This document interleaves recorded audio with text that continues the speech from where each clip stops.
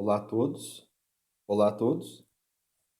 Meu nome é Thiago Gilberto do Prado, sou professor da UTFPR Campus Ponta Grossa e hoje eu vou ministrar para vocês o conteúdo de limites, mas não o limite da forma informal que é utilizado na engenharia no Brasil, mas sim da forma formalizada por épsilons e deltas. Esse que é o objetivo da nossa aula de hoje. Bom, então aqui eu tenho 4 gráficos, né? E o que seria o limite por epsilon e delta? Né? Seria a formalização do resultado que a gente tem de limites. Então, se você for ver como que surgiu o cálculo diferencial, surgiu primeiro o cálculo diferencial, depois o cálculo integral e depois veio limites para axiomatizar a teoria. Então é isso que a gente vai fazer. A gente vai tentar fazer uma axiomatização da teoria aqui. A ideia não é simples, a ideia é bem complexa. Vou falar para vocês que não é de primeira que vocês vão conseguir entender, vocês vão ter que assistir essa aula mais vezes para conseguir entender perfeitamente qual o significado do epsilon e delta.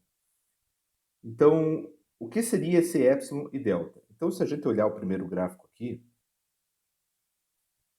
então vamos dizer que eu tenho uma dada função, uma função f, tá? E essa função ela tem um ponto que está faltando, quer dizer que a função não trabalha para esse ponto, quer dizer que a função é descontínua nesse ponto. Mas não quer dizer que a função é descontínua que ela não tenha limite para o ponto, porque o limite é o valor provável que a função tem nas proximidades desse ponto.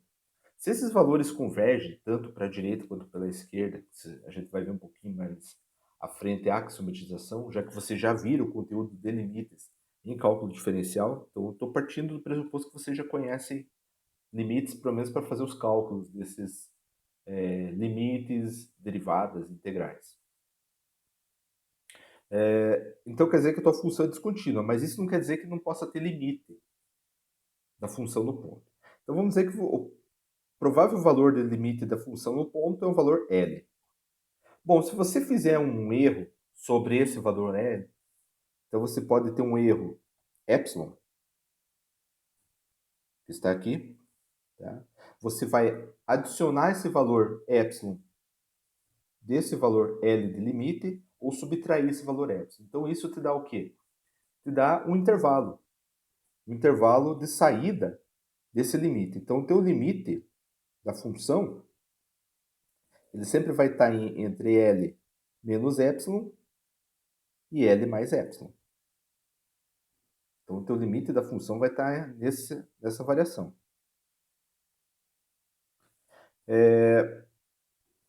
A questão é que, a partir de uma variação no erro, a partir de um erro dado sobre esse limite, você vai ter que ter um correspondente delta que faça uma variação lá no teu domínio. Esse delta corresponde a uma variação que é dada no domínio da tua função. E essa variação é feita em torno desse ponto P, que é o ponto P que você está estudando. Então, imagine o seguinte, você tem um pequeno valor de saída, que seria o valor de limite, o valor provável da função naquele ponto, e você tem um erro L mais epsilon, L menos epsilon. Para todo epsilon que é dado, sempre deve existir um delta que satisfaça uma dada condição. Esse delta ele é ajustável. Não quer dizer que o delta tem que ser do tamanho do epsilon. Não, ele é ajustável. Mas deve, para todo epsilon maior do que zero, para todo erro positivo, deve existir um valor do domínio correspondente. Um erro muito comum que o pessoal fala é falar que para todo delta vai existir um epsilon. Não, isso está errado, pessoal. Isso tem que tomar muito cuidado. É sempre daqui para cá. Então, para todo epsilon positivo, deve existir um delta no domínio positivo, tal que uma dada condição vai ser satisfeita, para que a gente consiga axiomatizar essa condição de limite.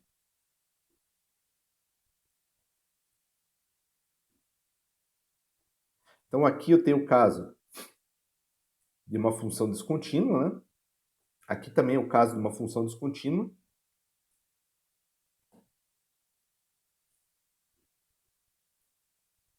Nesse caso aqui, ó, tanto o primeiro quanto o segundo caso são casos de funções descontínuas. Esse caso aqui é um caso bem interessante, que é o caso de uma função contínua, né? No caso de uma função contínua, você vai ter que o limite tem que ser igual ao próprio valor da função no ponto. Então, se o limite é igual ao próprio valor da função no ponto, que é o que a gente tem aqui, então, novamente, para todo epsilon positivo, esse erro, você vai ter que ter um delta positivo no teu domínio, de tal forma que uma dada condição, que eu vou exemplificar para frente, tem que ser satisfeita, desde que o limite exista. No quarto caso, na letra D, nós temos um caso em que a função não possui limite no ponto. Tá? Então, quer dizer que se a função não possui limite no ponto, ela não vai conseguir satisfazer essa condição que eu vou pôr ali na frente. Tá? Mas isso não quer dizer que ela não tenha limites laterais direitos e esquerdos. Da mesma forma que vocês trabalharam anteriormente, vocês vão trabalhar aqui com limites laterais direitos e esquerdos para conseguir provar que o limite existe. A questão da axiomatização é uma questão de você realmente provar que esse limite existe. Tá? Não apenas calcular ele. Então, nesse caso aqui, você não teria um limite da função no ponto, porque a função descontínua é uma função integral. Então, o limite que está vindo para um lado não vai convergir com o valor do limite que está vindo para o outro lado. Então, você não consegue, para todo epsilon maior que zero, vamos dizer que você pega esse ponto aqui, ó, você tem um possível valor de limite L, vamos dizer que você pudesse. Você não tem como, para todo epsilon maior que zero, ó, L mais epsilon é onde que vai estar o L menos epsilon. Opa, não tem onde ele está, né? Então você não vai conseguir ter um correspondente delta aqui embaixo. Então você não vai satisfazer essa dada condição. Mas qual é essa condição, né? Assim, o professor está falando da condição, condição, condição, mas quem é a condição? A condição é a definição de limite. Então a definição é bem clara. Definições, a matemática é bela por causa disso. Você define o objeto e a partir da definição desse objeto você sabe exatamente quem é o objeto. Ah, mas o objeto, em vez de ter para todo epsilon maior que zero, existir um delta maior que zero, não, é para todo delta maior que zero, existir um epsilon maior que zero. Então não é limite, é outra coisa, pessoal. Tem que ir sempre em cima da definição. É bem definido. Tá? Então lá. Definição. Seja f uma função. Então, obrigatoriamente, f deve ser uma função. E P é um ponto do domínio df, ou extremidade de um dos intervalos que compõe o domínio df. Então, ele tem que estar dentro do domínio ou nos extremos desse domínio. Dizemos que f tem limite L em P, se para todo epsilon positivo, olha aqui o epsilon que eu falei lá atrás no gráfico, dado, existir um delta positivo. Então, para todo epsilon positivo, deve existir um delta positivo. Tá? Tal que, para todo x que pertence ao domínio da função, essa condição é satisfeita. 0 menor do que x menos p, menor do que delta. Então, note, você está pegando um módulo, não é? X menos p menor do que delta, e isso é maior do que zero. Por quê? Porque isso é uma distância, pessoal. Você está medindo uma distância aqui. É uma distância de aproximação que você está medindo. Então, ou a distância sempre tem que ser maior que zero, senão, se a distância for nula, não é. Tá zerado. E se for negativo, não é distância. Então, por isso que deve ser maior que zero. Implica que a tua f de x menos esse valor de limite tem que ser menor do que epsilon. Tá? Tal número, quando existir, é indicado por limite de x tendendo a p da f de x. Então, a forma formal de você definir limite é essa aqui, ó.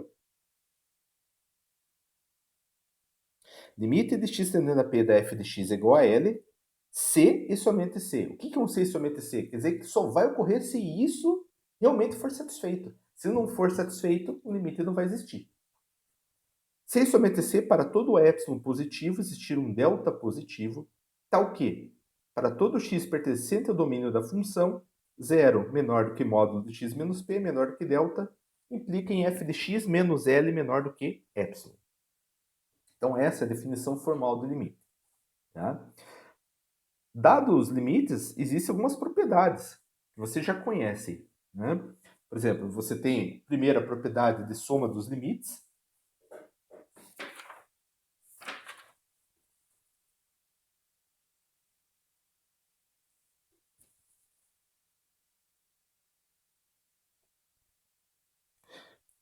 Então, as propriedades são as seguintes, né? Se você tem dois limites, o limite de x tendendo a p da f de x é L1 e o limite de x tendendo a p da g de x é L2, então, o limite da soma vai ser dado como a soma dos limites. Isso já é uma propriedade conhecida de vocês, já que vocês são alunos de cálculo 1. O limite de uma constante vezes a função, essa constante pode sair para fora dessa função e você vai calcular o limite da função. Isso vai dar KL1. Nota que essas duas propriedades aqui, ó, são propriedades que dizem respeito à linearidade.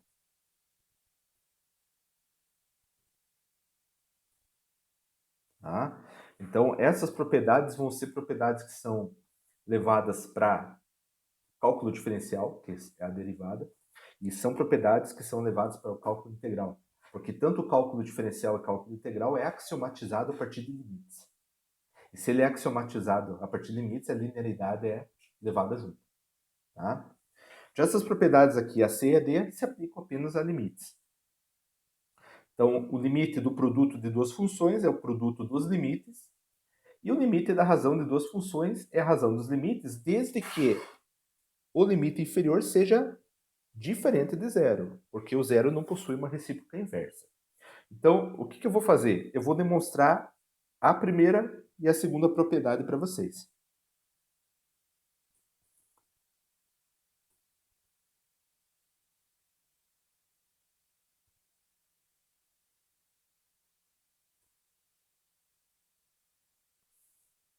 Então, prova.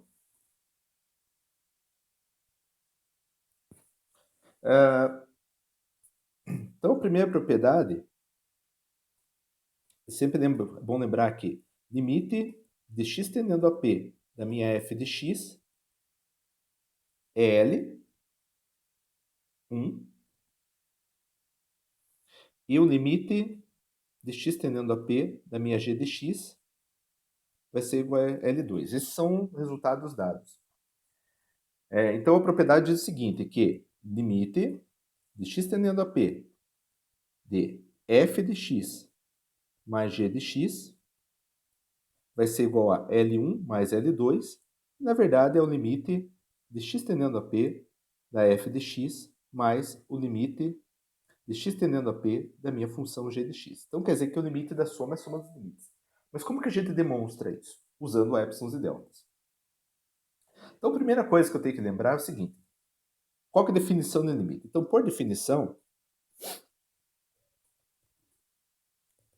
o limite de x tendendo a p de uma função f de x ele é igual a L, C e somente C.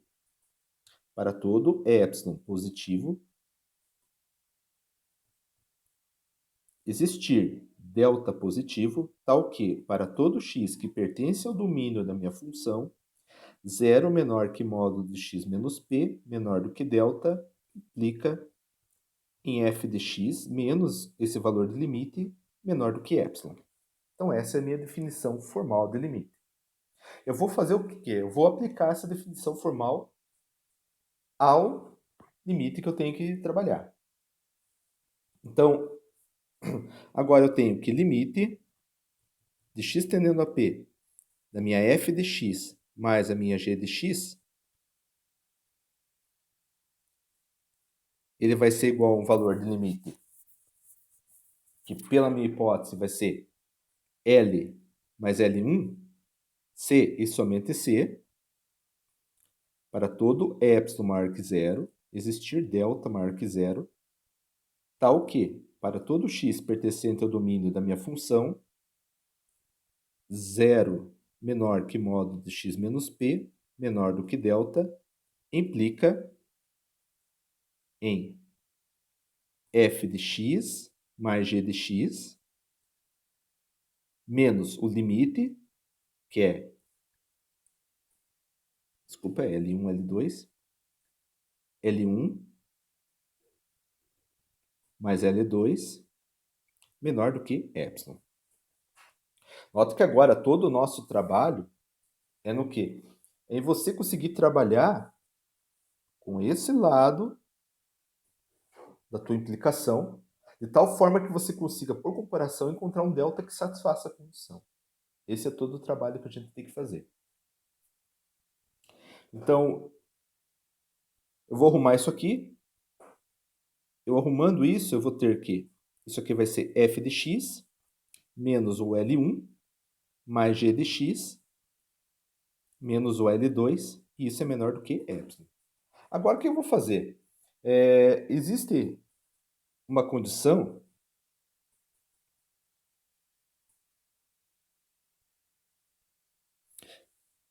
que nós chamamos de desigualdade triangular. Então, isso, na verdade, é uma propriedade.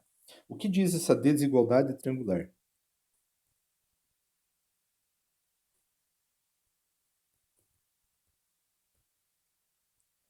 Ela me diz o seguinte, ela me diz que o módulo de U mais V é menor ou igual ao módulo de U mais o módulo de V. Eu vou usar essa desigualdade triangular para a gente trabalhar com esse módulo que está aqui, ok? Então, para a gente manter sempre o nosso rigor matemático aí, eu vou copiar aqui o nosso limite que a gente está trabalhando. Então, vai ser limite de x tendendo a p, f de x mais g de x é igual a L1 mais L2, C e somente C, para todo epsilon maior que zero, existir delta maior que zero, tá o quê? Para todo x pertencente ao domínio da função, zero menor que módulo de x menos p, menor do que delta, implica... Bom, agora eu vou usar a desigualdade triangular aqui. Então, quer dizer que o módulo dos limites poderão ser escritos como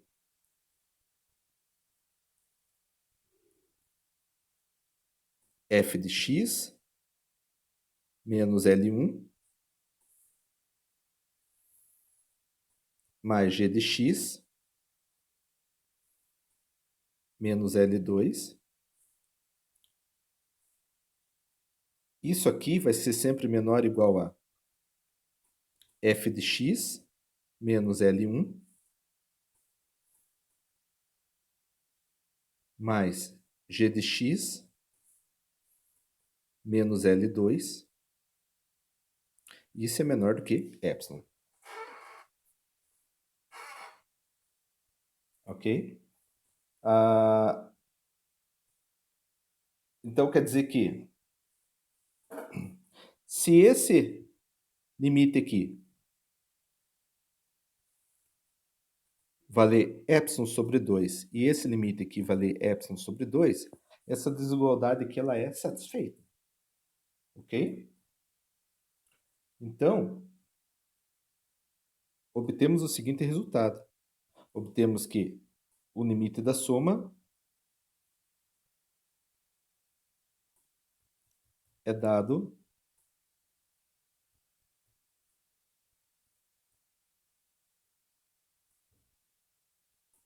como a soma dos limites. Então, com isso, a gente acabou de provar o seguinte, que realmente o limite da soma é a soma dos limites. Então, quer dizer que esse limite aqui, ó, limite de x tendendo a p de f de x mais g de x, ele vai ser igual a L1 mais L2, que na verdade nada mais é do que o limite de x tendendo a p de f de x mais o limite de x tendendo a p da minha g de x. Ok? Então aí está demonstrado que o limite da soma é a soma dos limites. Bom, agora eu vou demonstrar a segunda propriedade. A segunda propriedade diz o seguinte, né? Ela diz que o limite de x tendendo a p de k f de x vai ser igual a k vezes o L1, que vai ser a mesma coisa que k limite de x tendendo a p da minha f de x. Então a gente vai fazer a demonstração desse limite. Porque a demonstração das duas primeiras propriedades, elas dizem respeito à linearidade, são propriedades bem importantes.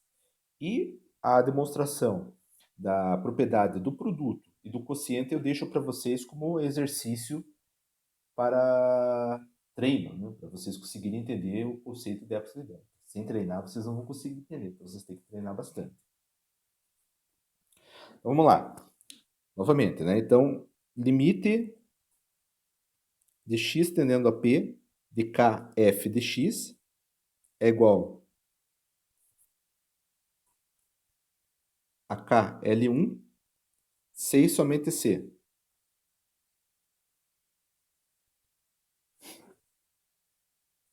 Para todo epsilon maior que zero, existir delta maior do que zero, tal que, para todo x pertencente ao domínio da minha função, zero menor do que módulo de x menos p, menor do que delta, implica em f de x menos o L menor do que epsilon. Só que minha f de x aqui é kf de x, desculpe aí. Kf de x e o limite é KL1. Então, o que eu vou ter? Posso escrever isso aqui como K, colocando evidência, f de x menos L1 menor do que epsilon. Então, isso aqui vai ser módulo de K, o módulo do produto dos módulos, f de x menos L1 menor do que epsilon. Multiplicando pela recíproca inversa do módulo de K, desde que K seja não nulo, né? Senão ele não... K deve ser uma constante não nulo, porque se for nulo, ele já vai ser automaticamente zero o limite, e com isso a demonstração é direta, né? Então isso aqui vai dar f de x menos L1 menor do que epsilon sobre módulo de K. Então, por comparação aqui, x menos p menor do que delta, a gente consegue encontrar o seguinte, consegue encontrar que você vai ter um delta, que é igual a epsilon, sobre k, que vai satisfazer a tua condição, né? Tá? Então,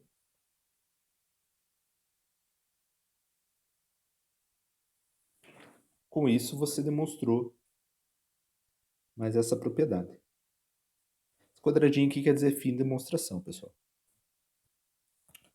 Bom, então agora eu vou resolver para vocês dois exemplos de aplicação mesmo do cálculo de limites e demonstração de limites por epsilon e delta. Então,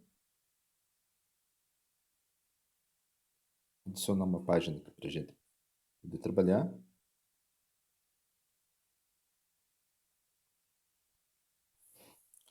Então,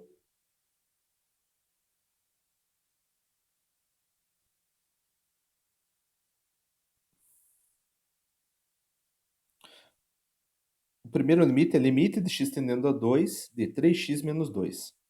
E eu quero provar que o mesmo existe. Então, limite número 1, limite de x tendendo a 2, 3x menos 2.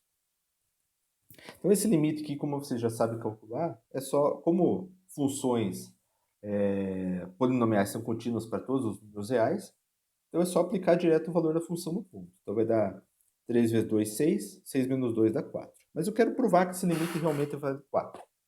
Então o que eu vou fazer? Vou usar a definição de limite. Então, por definição,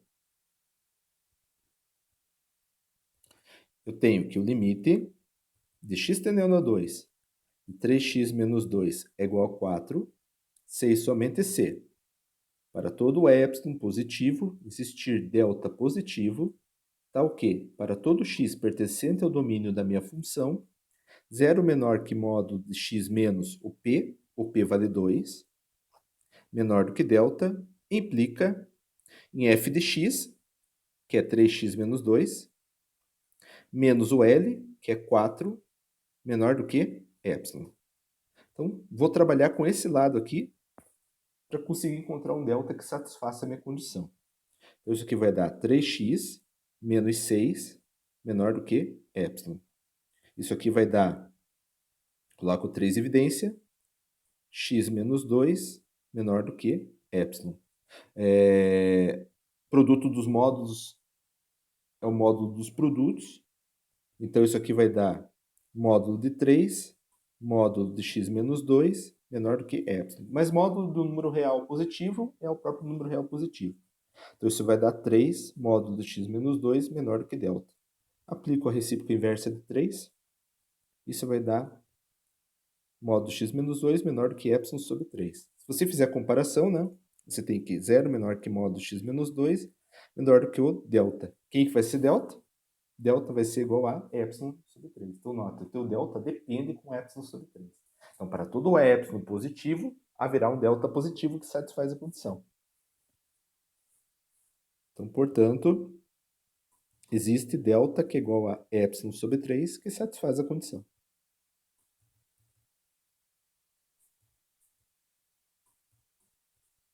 Sendo assim, o limite existe. Né? Então, aqui está provado que o teu limite existe. Bom, resolvendo agora o segundo exemplo. Né? O segundo exemplo é um exemplo que vocês vão ver que ele é bem mais complexo do que o primeiro.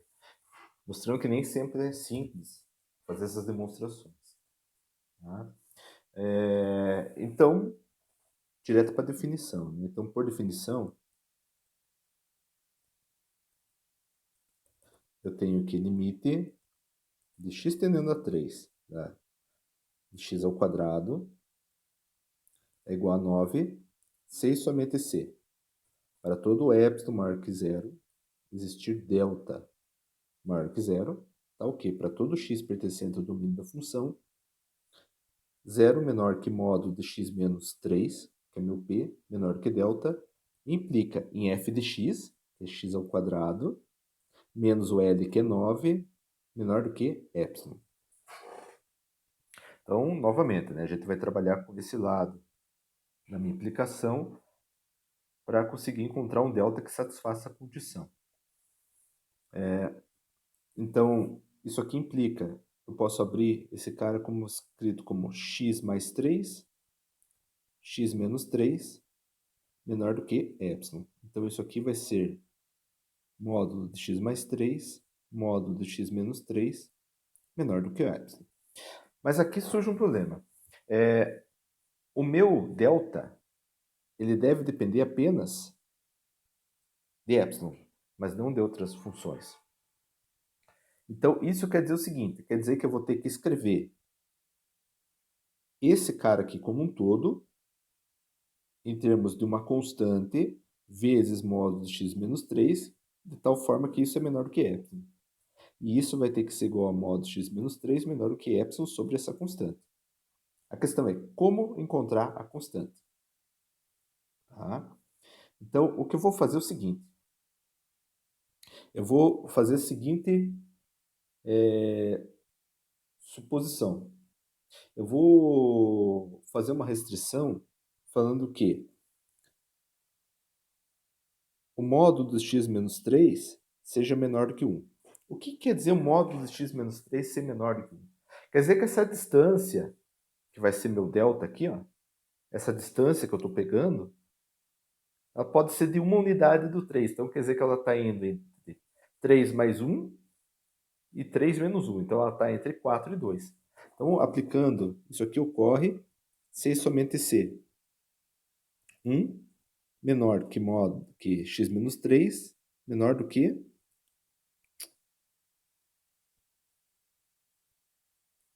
menos 1 e 1. Isso aqui é propriedade de função modular, tá? Isso aqui ocorre se e somente C. Agora, se eu somar 3 aqui em ambos os lados, isso aqui vai dar 3 menos 1 vai dar 2, menor do que x, menor do que 4. Então, nota, o nosso x está entre 2 e 4.